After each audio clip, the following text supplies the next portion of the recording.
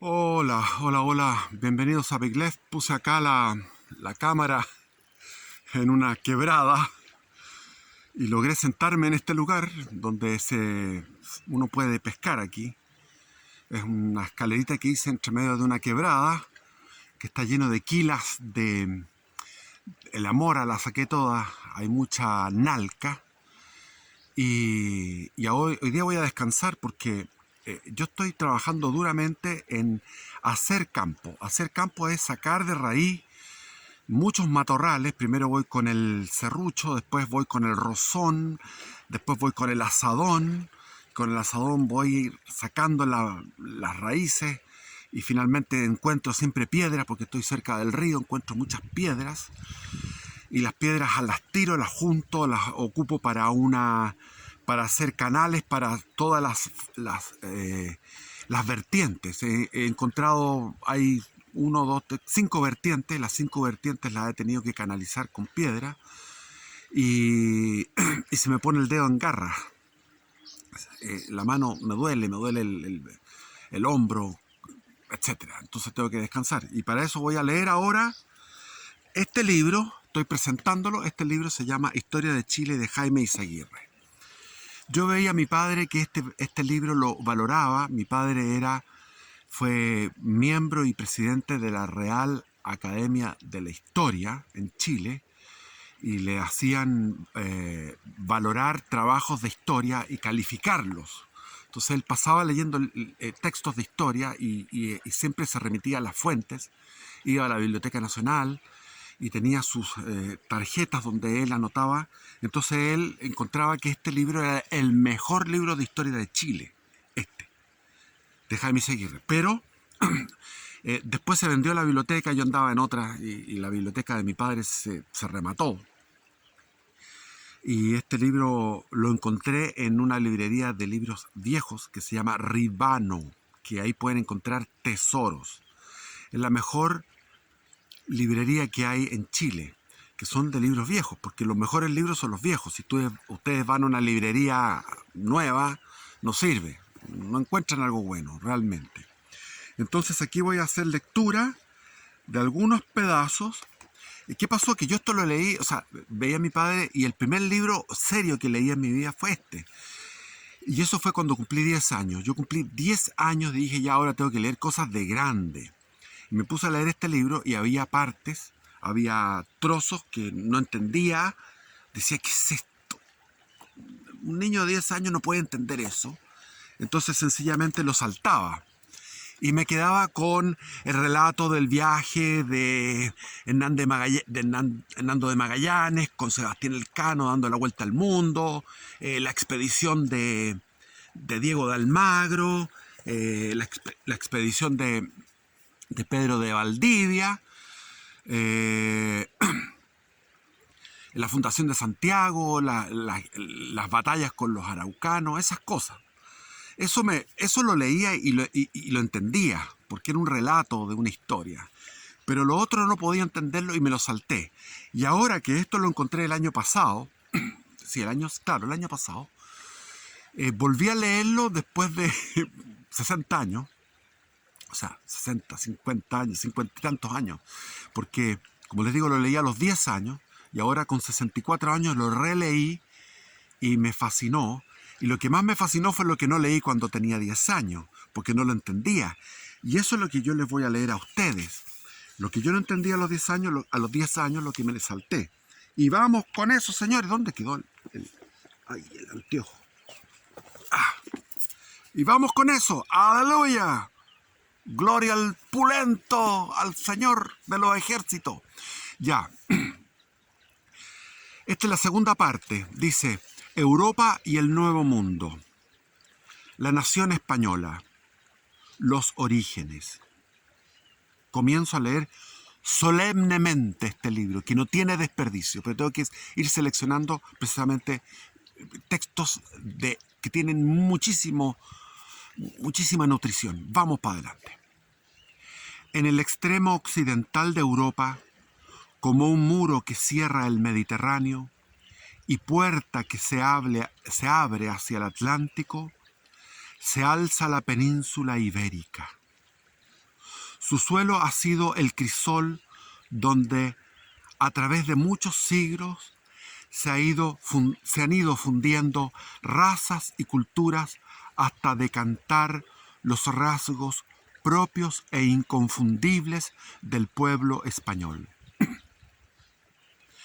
De los grupos étnicos que habitaron ese territorio en los tiempos más remotos, sobresalieron por su importancia y su número los morenos, llamados íberos, oriundos del norte de África, y los rubios celtas, llamarle rubios, algunos rubios, los rubios celtas provenientes del centro europeo.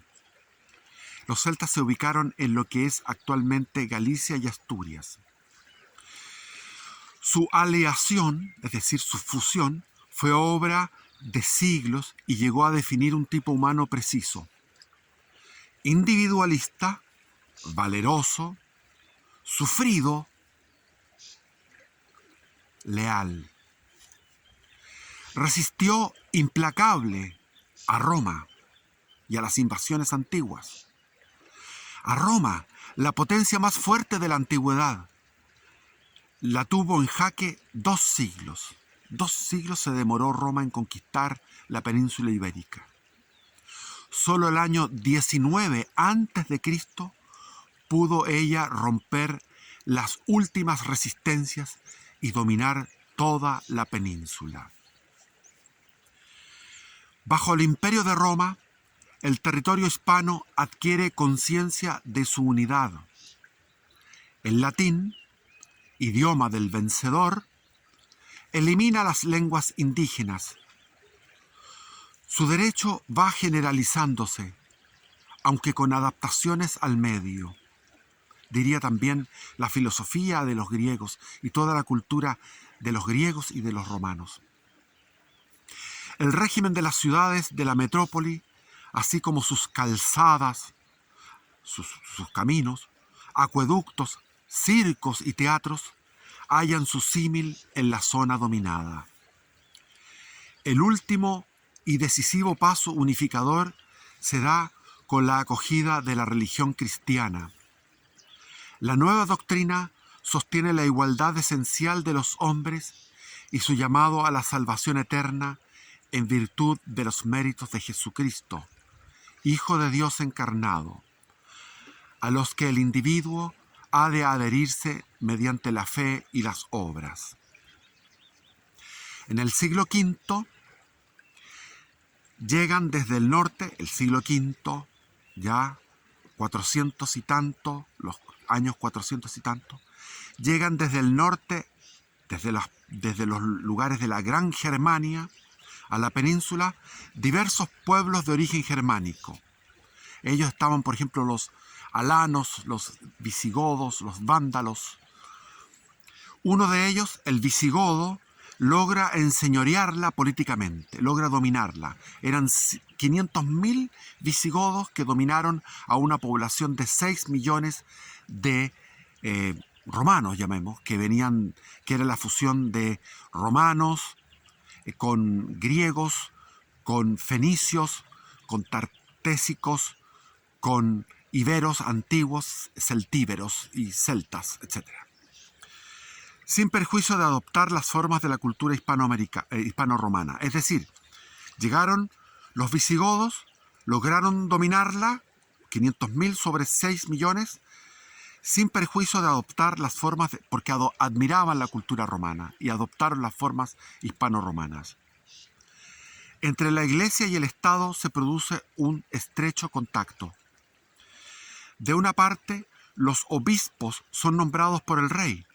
De la otra, ellos, los obispos, agrupados en concilios, influyen decisivamente en la legislación. Sobresale por su vasta erudición, que trasciende a todo el occidente, el obispo de Sevilla, San Isidoro, los años 560 al 636. Recordemos, San Isidoro. Si quieren profundizar, vayan a Google o a YouTube. Pero las querellas dinásticas quebrantan la monarquía goda y ésta sucumbe en el año 711 al paso de unas hordas que penetran desde el África. Son los musulmanes, fieles de una nueva religión fundada en Arabia por Mahoma, que mediante la guerra pretenden sojuzgar en el nombre de Alá, es decir, de su Dios, a todos los pueblos, y tienen una vocación de dominio universal hasta el día de hoy. La nueva fe, de fondo fatalista, es decir, un Dios caprichoso, que domina el Islam, es decir, ¿qué es lo que es el Islam? Es la sujeción o resignación a la voluntad de Dios, que es algo arbitrario. La mayor parte de sus adeptos que penetran en España son bereberes del norte de África, afines a los antiguos iberos desde el punto de vista étnico, que obran bajo la dirección de una selecta minoría árabe. Es decir, una selecta minoría árabe domina a los bereberes, así como la selecta minoría de los visigodos dominaba a la gran masa de romanos. La Guerra Santa del Islam. Por espacio, la Guerra Santa del Islam y del cristianismo. Por espacio de 3 siglos, la hegemonía musulmana en la península se ejerce apenas alterada por los resistentes focos cristianos del norte, es decir, de Asturias y de Galicia, y de Cantabria y del País Vasco. Las monarquías astur-leonesa, navarra y aragonesa, es decir, en los sectores montañosos. De ahí vienen, por ejemplo, mi familia izquierdo era de aragonesa, de La Rioja más bien, y ahí tenían un señorío porque ellos rechazaron a los musulmanes y tuvieron un valle completo en La Rioja que era Nieva de Cameros. Nieva de Cameros es un valle que pertenecía a la familia izquierdo porque habían sido guerreros, habían rechazado a los musulmanes en Aragón. Navarra, el País Vasco, Cantabria, Asturias y Galicia, toda la parte norte de la península ibérica. Los nuevos dominadores, es decir, los musulmanes, traen valiosas expresiones de la cultura oriental: filosofía, matemática, astronomía, medicina y elementos arquitectónicos que en contacto con los ya existentes alcanzarán manifestaciones espléndidas. A través de España, Europa occidental va a conocer el pensamiento y las ciencias de Oriente. Por ejemplo, Santo Tomás de Aquino conoce a Aristóteles gracias a que Averroes, que era un árabe sabio y filósofo, dio a conocer a Aristóteles a la Europa que solamente conocía a Platón y a San Agustín. Y ahí Santo Tomás traduce a Aristóteles y lo perfecciona, perfecciona a Aristóteles con su profundidad filosófica, esto es en la Sorbonne en París. A la Guerra Santa, con comillas, que proclaman los musulmanes para ganar la tierra y el cielo, responden con una actitud similar de Guerra Santa los cristianos. El catolicismo español, amenazado de sucumbir, adquiere una fisonomía militante que lo acompañará en el transcurso de los siglos. Y así como los guerreros del Islam invocaban la protección de Mahoma al entrar en batalla, los cristianos alzaron como caudillo y amparador celestial a Santiago, el apóstol de Jesucristo, porque se habían encontrado reliquias en Compostela, campo de estrellas, campo de estrellas. ¿Por qué? Porque ahí brilló una estrella donde señalaba esa luz, que ahí estaba la tumba del apóstol. Originan un santuario, Santiago de Compostela, y abren paso a una devoción que será lazo unitario de las monarquías cristianas dispersas y a punto de contacto con el resto de Europa a través de los peregrinos que allí afluyen. Comienza la peregrinación a la tumba del apóstol Santiago. Es tan así esa tradición que cuando llegaron a Chile, aquí a este mismo lugar donde yo estoy, fue el último lugar que visitó Pedro de Valdivia, y lo hizo bajo la protección del apóstol Santiago. Y ellos lo veían, según lo que ellos relatan. Pedro de Valdivia con sus impresionantes guerreros e impresionantes, o sea, increíbles, heroicos guerreros que trajo Pedro de Valdivia y todos los guerreros españoles de los primeros 100 años en Chile. Todos ellos venían y invocaban a la Santísima Virgen y al apóstol Santiago. Pasamos al capítulo que dice el nacimiento de Castilla. En una región desolada y abierta, al oriente del Reino de León, está Asturias en la costa, con mucho montaña y mucho humedades, como un clima como la Araucanía, como la región de los ríos en Chile. Y ese clima, al pasar las montañas y descender hacia la meseta, se transforma en lo que es el Reino de León. Y hacia el oriente nació Castilla, que estaba limitando hacia el occidente con León y hacia el norte con Navarra. En una región abierta y desolada, al oriente del Reino de León, comenzaron a instalarse pobladores venidos de las montañas del norte, en recuperación de tierras, peleando con los musulmanes. El cultivo del suelo dio origen a una sociedad de pequeños propietarios.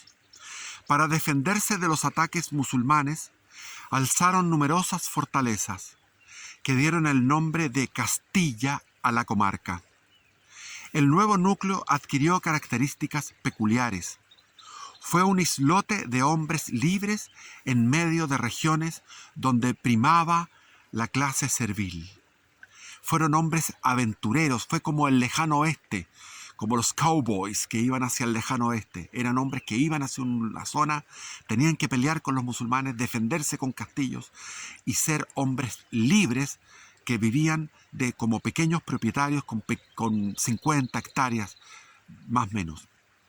Rehusó el derecho escrito que venía de la corte de León y se rigió por las costumbres de la tierra. Generó, en fin, en el tiempo, un idioma distinto del latín. El idioma que estamos hablando ahora, la gran tecnología del pensamiento que es el idioma castellano, se acabó extendiéndose por el resto de la península y por el resto de América. De mera provincia del Reino de León,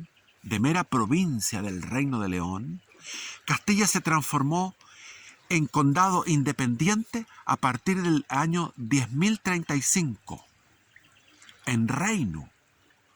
Apenas 4 años antes, el imperio musulmán, en crisis, se había dividido en varios estados y la dirección política de la península pasó así al sector cristiano. Hay que entender que era un califato, el califato era como un imperio, el califato de Córdoba, era un imperio el que había ahí de los árabes. Pero tuvieron luchas internas. Después llegaron los almorávides, los almohades, que vinieron a corregir el relajo de las costumbres de los musulmanes y eran como una especie de talibanes. Y fueron a pelear esos talibanes de esa época, los almorávides y los almohades, contra los castellanos. Entonces, los castellanos estaban forjados en una lucha de siglos. En él, Castilla toma la iniciativa. Es la hora de Ruy Díaz de Vivar. Ruy con Y. Ruy Díaz de Vivar. Vivar con V corta. Aquí en Chile llegó Jerónimo de Vivar, descendiente de él, que tiene unos escritos que están en internet, están en Google, que son, Jerónimo de Vivar, y donde cuenta la conquista de Chile. Él era un lugarteniente, era uno de los capitanes de Valdivia. Se llamaba él, Ruy Díaz de Vivar, el famoso Cid Campeador. el Cid campeador, caudillo heroico que encarna los valores espirituales de la tierra. ¿Cuáles eran? La fe, el heroísmo y la lealtad. Eso es, la fe, el heroísmo y la lealtad.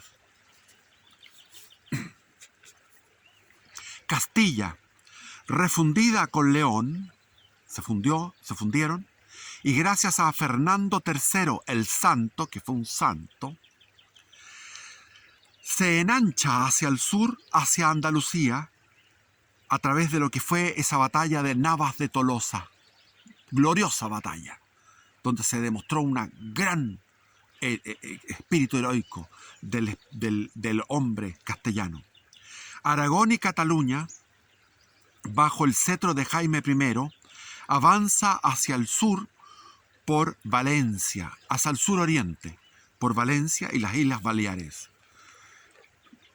El destino geopolítico de las dos grandes monarquías peninsulares, la de Castilla, que se había fundido con León, que va hacia el sur, hacia Andalucía, y la de Aragón, con Cataluña, va hacia el oriente, suroriente, hacia Valencia y hacia el Mediterráneo. La catalano-aragonesa se dirige hacia el Mediterráneo. La catalana-aragonesa y la de Portugal, es otra que se nos queda en el tintero, va cerrando la península, el paso a nuevas conquistas, y mira hacia el Atlántico, solamente hacia el Atlántico, el reino de Portugal. Entonces había tres reinos, el de Portugal, el de Castilla y el de Aragón. Tras Alfonso X el Sabio, 1252-1284, glorioso legislador del Código de las 7 Partidas, que es una legislación muy interesante, pero desafortunado gobernante, el poder monárquico decae en Castilla. Una nobleza arisca y pendenciera, o sea, seguían con ese espíritu individualista que se mantuvo después en América, y ese espíritu que se vio al comienzo en lo que fue las minas de Potosí, donde se peleaban entre sí los españoles en medio de la riqueza y en la opulencia, en las minas de Potosí, en Bolivia, en lo que era el Alto Perú, y después cuando se vino la independencia, todo este continente se llevó su naturaleza española de individualismo, de regionalismo, de caudillismo, lo que dice aquí, pendenciero, es decir, peleadores. La nobleza arisca, o sea, arisca significa desobediente, ejerce su hegemonía hasta entrado el siglo XIV. Entrado el siglo XV, mientras la corona se deslustra en cabezas abúlicas, o sea, sin voluntad, cuando no envilecidas, viles. El increíble milagro de restaurar el prestigio de la realeza correspondió a una mujer, Isabel la Católica. Su aparición cierra la llamada Edad Media e inaugura los tiempos modernos, la presencia de España en la historia universal.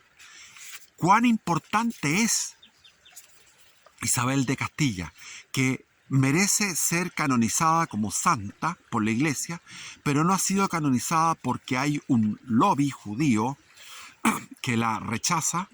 Hay una política, la política de corrección, que a ella la acusan por la expulsión de los judíos, pero la expulsión de los judíos tiene una serie de atenuantes y hay que ver lo que fue esa historia.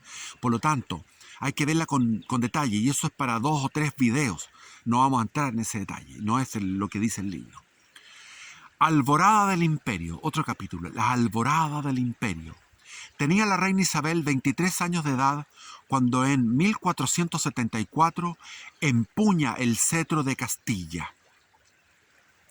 Pura frente a una corte corrompida, firme ante los vasallos olvidados de la obediencia, acaba por imponerse. Su matrimonio con su primo Fernando, rey de Aragón, asocia a 2 grandes monarquías de la península y permite a los reyes conjugar sus esfuerzos sin igual eficacia. Es decir, ahí nace lo que es España, pero pero si ustedes van a Google y van a ver toda la historia, van a darse cuenta que hubo muchas guerras en que ellos tuvieron que guerrear mucho para consolidar toda esa unidad, toda esa hegemonía territorial. Los caracteres de ambos, dispersos pero no opuestos, se complementaban de manera admirable. Ella, espiritual y mística, con alas de misionera y de cruzada. Él, realista y cauteloso, con voluntad de político forjador. Los dos conscientes de una misión que sobrepasaría su tiempo. El proceso unificador de la península, que ha dado un paso esencial con la asociación de las coronas castellana y aragonesa, se completa en 1492. Como les digo, muchas guerras hubo ahí, con la conquista del Reino de Granada, último vestigio del poderío musulmán. Y la siguiente anexión de Navarra, el País Vasco, Pamplona. Solo Portugal se mantiene separado. El prestigio real se recupera con una política enérgica y sin contemplaciones frente a la nobleza pendenciera y arisca, que acabará inclinándose fiel y sumisa ante la voluntad de sus monarcas. Los débiles hallan el amparo de la justicia y cae sobre los culpables sin titubear ante el rango, la riqueza o el poderío, es decir, se impone el imperio de la ley frente al caos y a la delincuencia. La fe cristiana, socavada por el mal ejemplo de un clero decaído y la infiltración en la iglesia de los falsos conversos del judaísmo, los llamados marranos, y oscuras supersticiones, es defendida con particular vigor. Ahí está el celo de Isabel y Fernando por el cuidado de la religión les alcanza el Papa con el título de Reyes Católicos. Ahí el Papa los nombró Reyes Católicos. Creen sinceramente que ella es el elemento unificador por excelencia de la nacionalidad española y el sustento de las instituciones políticas. De ahí que ante sus ojos la herejía no es sólo una ofensa a Dios, un delito eclesiástico, sino también un crimen de lesa patria que el Estado debe sancionar. Para eso se crea un órgano especial, el Tribunal del Santo Oficio de la Inquisición. Ahí estaba el famoso Torquemada. Afianzada la nacionalidad y robustecido el Estado, sigue la natural expansión. Adquisiciones en el sur de Francia y en Italia satisfacen la aspiración aragonesa de predominio en el Mediterráneo. Pero a Castilla queda reservada la revelación de un mundo inmenso que cae en sus manos como lógica consecuencia de su gravitación atlántica. Bajo sus banderas llega por primera vez a él en 1492 Cristóbal Colón, y en los años de Carlos I, 1517-1556, nieto de los reyes católicos, que ceñirá además como Carlos V en la corona imperial del Sacro Imperio Romano Germánico, que es en el fondo Alemania y el norte de Italia. Castilla extenderá su ámbito hasta los confines del globo, hasta el estrecho que llamamos de Magallanes, todo lo que es Chile, hasta Alaska. Ellos llamaron el lago nuestro lago, el Océano Pacífico. Las Filipinas. Había un galeón que viajaba permanentemente de las Filipinas a Acapulco, a California. Así, de insignificante condado, Castilla pasará al fin a convertirse en monarquía universal, la monarquía más espléndida y más grande de la historia y la más benéfica de la historia de la humanidad. Los cambios europeos en el siglo XV. las transformaciones políticas y sociales. En el siglo XV, los pueblos del occidente europeo han alcanzado una honda transformación.